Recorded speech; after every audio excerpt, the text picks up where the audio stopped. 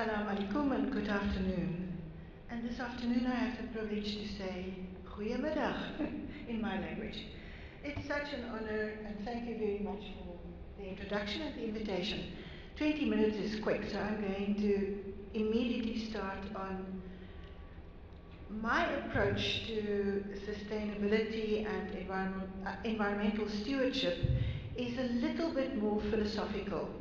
So I will start off by a kind of global picture, my understanding, and then taper it down to a more of a practical framework. This morning, when I listened to the very inspiring presentations by the previous three panel members, I was hugely impressed by what is happening in Dubai. It's certainly a role model, it's certainly a fantastic benchmark. My question is there any correlation between environmental stewardship and the ability to make it happen and the financial situation of the country? In other words, is environmental sustainability dependent on the wealth of the country? Because I come from a fairly poor continent, originally from South Africa, which is more privileged than the majority of the rest of Africa, which is truly extremely poor. So we're learning, but are we able to do this? Are we able to educate people in sustainable environmental consciousness when they often don't have bread on the table on a daily basis? So these are the issues that we're grappling with. So my assumption today in coming here and speaking to a distinguished audience such as you, I made three assumptions. The first assumption is that all of you sitting in this hall today have a passion for the topic. You care. You care for Mother Earth. You care for the sustainability of the environment.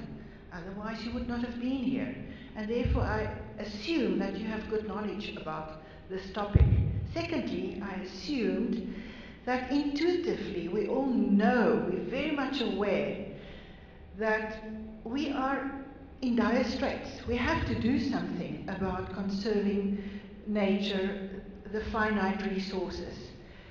But on a daily basis, we are confronted by so many other issues, operational issues.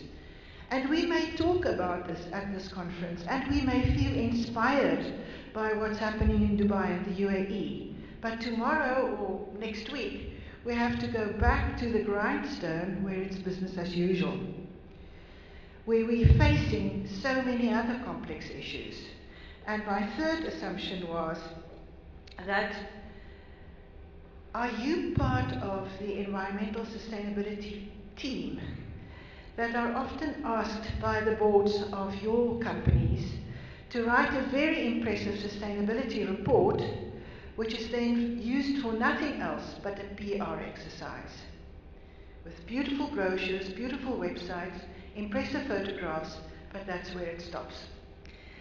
So having said and being a bit critical, let's see what sustainability means. And there are so many definitions, but for me, sustainability is the capacity, just put on my glasses, is the capacity to endure. For humans, sustainability is the long-term maintenance of responsibility, which has environmental, economic, and social dimensions, and it also encompasses the concept of stewardship. It's embracing the triple bottom line. Now, having said that, and I think that's kind of old news, is this globe, Mother Earth, actually sustainable?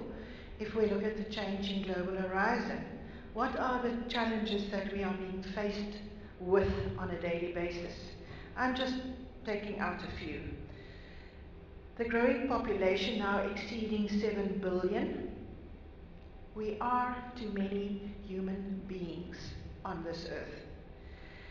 The issue of the huge gap between poor and rich, where Oxfam just about a fortnight ago published the statistics that 1% of the population owns more than 60% of the assets. The fact that we are faced by certainly a huge challenge with finite resources, of which fresh drinking water is, of course, the most obvious one. We are faced with issues such as how do we deal with people who are uneducated in the knowledge economy, where knowledge has become a differentiator for countries. How do we deal with a world economy that's not really growing, 3% this year? How do we deal with power shifts from west to east, and now, according to the most recent book by Ram Charan, which I loved reading, Global Tilt it's called, a shift from north to south? How do we deal with the geopolitical conflicts in the world? How do we deal with urbanization?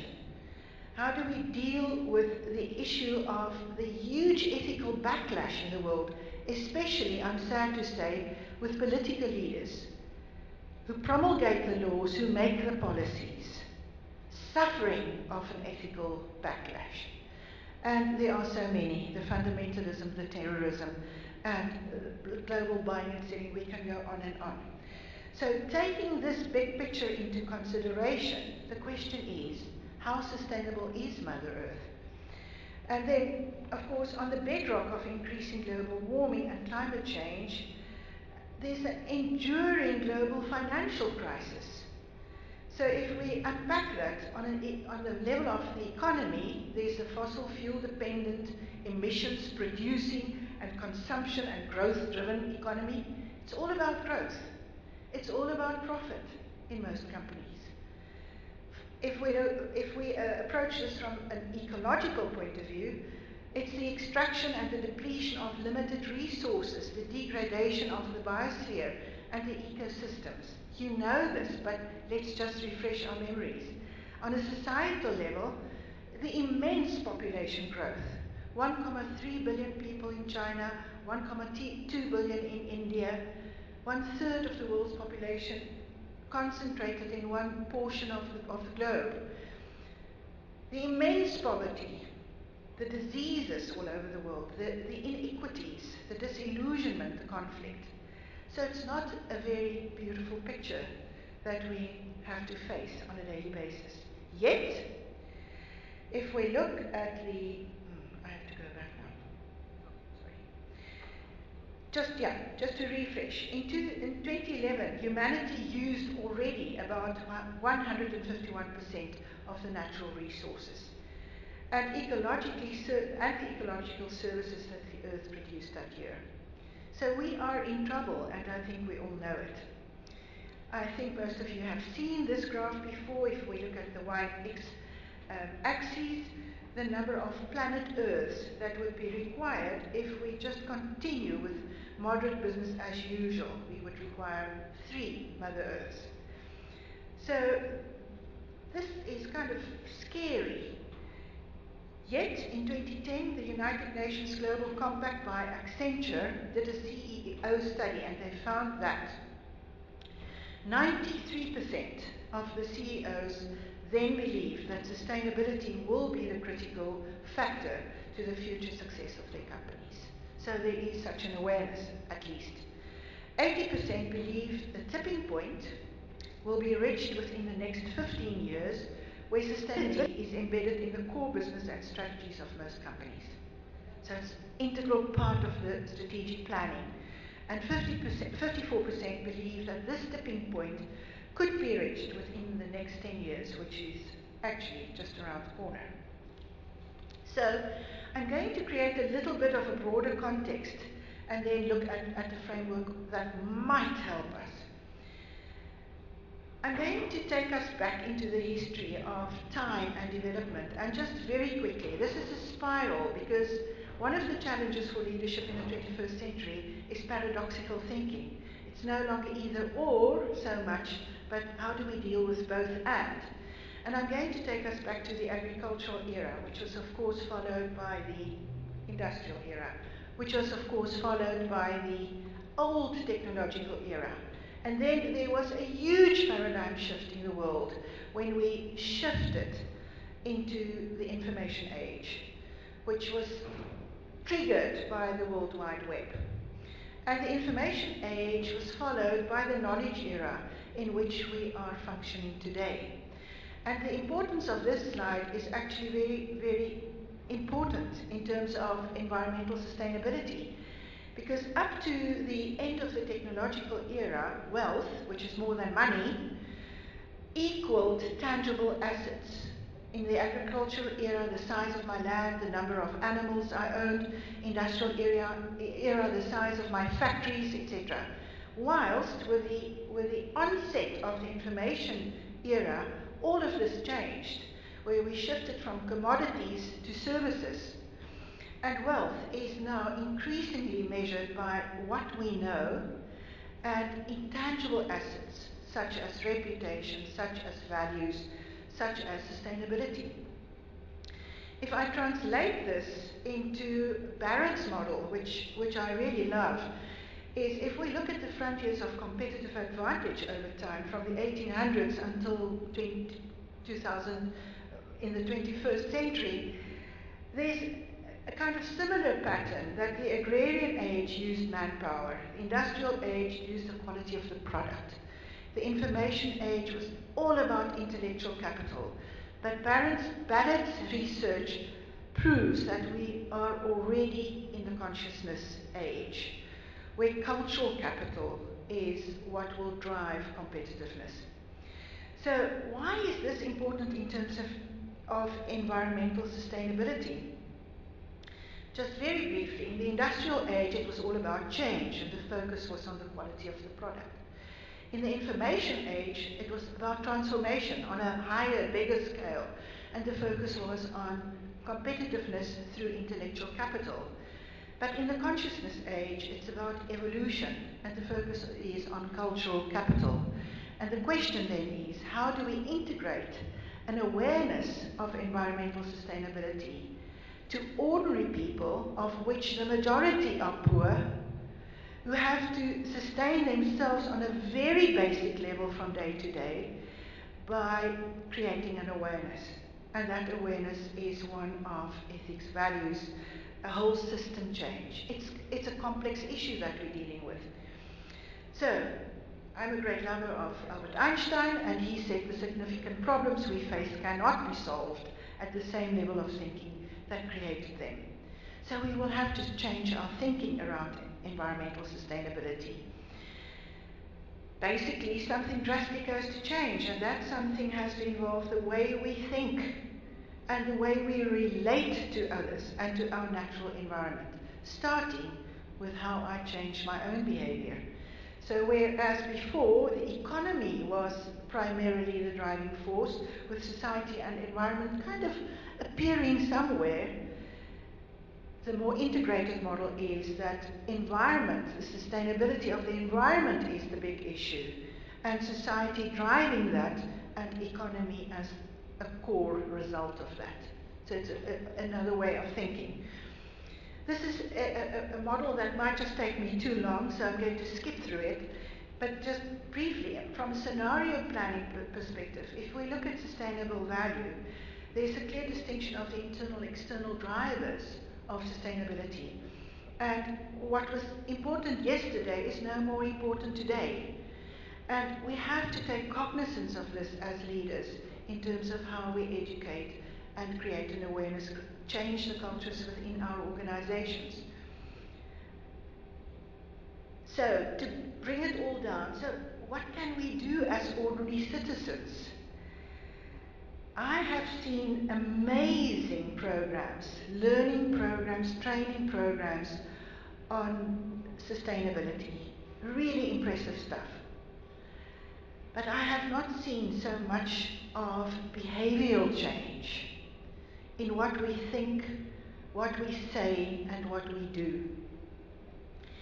And this practical framework is one that focuses on 6 C's, 6 capitals. And very briefly, it's an awareness, a consciousness. We are in the consciousness era that capitalism is not in need of being replaced. We have nothing to replace it with, yet. but of a reform from within. The concept of capital needs to be redefined, and that means the stock of anything that has the capacity to generate a flow of benefits which are valued by humans. And these include natural, human, social, manufactured, financial. So let me quickly unpack the 6 capitals framework. Number 1, natural capital.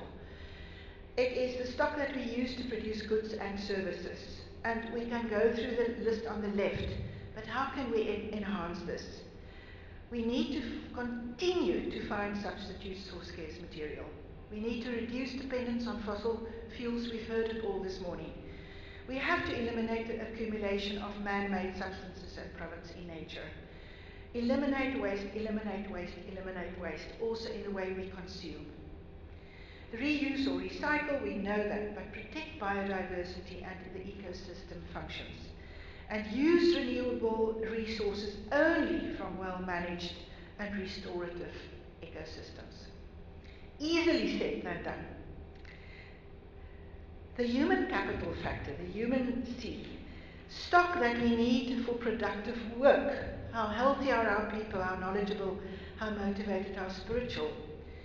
How are we enhancing human capital is central to a flourishing economy. How do we enhance it? By training, development, and lifelong learning. Victor, you can help me right here, but about 45% of people in South Africa, which is regarded as a developed country, 45% are still untrained, not going to school. 27% unemployment. How do you bring across the message of environmental sustainability to them?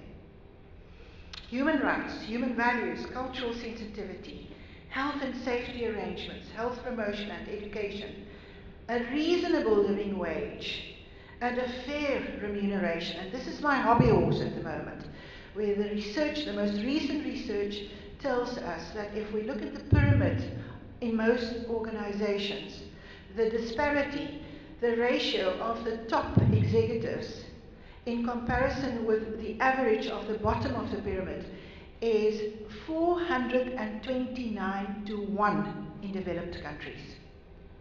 In other words, the executive earn 429 times more than the average on the bottom line. The question is that sustainable? Then varied and satisfying work, allow for and enhance recreation time, and so we can go on. The third C, intellectual capital, and how do we enhance it? The fourth one is social capital. Social capital in terms of the triple bottom line is the stock that we need to secure a better quality of life for the greatest number of people in any particular area. It's a mouthful, it's a huge challenge. Can we do this? How do we enhance this? By safe and supportive living and working conditions. I see too often, too regularly, modern-day slavery when I travel. Modern-day slavery is alive and well. How do we source our materials? Do we do it ethically? How do we treat our suppliers, our customers, our citizens? How to comply with local and international legislation? Do we pay our taxes promptly and fully in those countries where we do pay tax?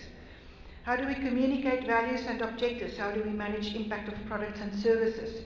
How do we support the communities and develop them where we live? And how do we ensure open, transparent, and fair governance systems?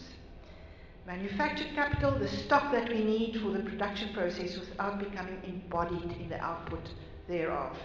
I'm not going to the left column, but many ways to enhance it. Efficient resource utilization, zero waste, we heard it this morning, synergistic production systems, etc., etc. Lastly, financial capital, the stock that we need to earn and trade in the other 4 capitals, those that I've already mentioned. We can enhance it by the way we think, by being conscious, by being aware that we cannot continue business as usual, then we would need 3 Mother Earths. So, the collective challenge for all of us sitting here today is, and I'm quoting from David Corton, we humans stand at a defining moment that presents us with an irrevocable choice. Our collective response will determine how our time is remembered for so long as the human species survives. We don't know how long. In the days now at hand, we must each be clear that every individual sitting here and collective choice that we make is a vote for the future, for our children. We will bequeath to the generations that follow. And then, to recap, I conclude. We as humans are primarily the catalyst. We will have to change our behavior, me included. But we have a little bit of support of technology and innovative thinking, innovative technology. My sense is that there's a direct correlation between environmental sustainability abilities and the wealth of the country. And therefore, leaders in the industry should shift their thinking to being leaders in sustainable energy rather than managers in oil and gas. Business worldwide should rethink its role and the financial reward system. I've already mentioned this. Eskom is the electricity supplier in my country, where the CEO last year received a bonus of about $3.5 million US, whilst we have load shedding on a daily basis in South Africa. There's something wrong in the system. And then Mother Earth, we must remember, is an intelligent, integrated system, but she needs our support. And then there are many wonderful role models. Also here in Dubai, I was inspired this morning. In South Africa, Tesla home battery. He created a very effective battery-driven motor car. And then, of course, many others, Paul Hawken, etc. And I'm concluding by quoting Paul Hawken. The future belongs to those who understand that doing more with less is compassionate, prosperous, and enduring, and thus more intelligent and even more competitive. Thank you, ladies and gentlemen.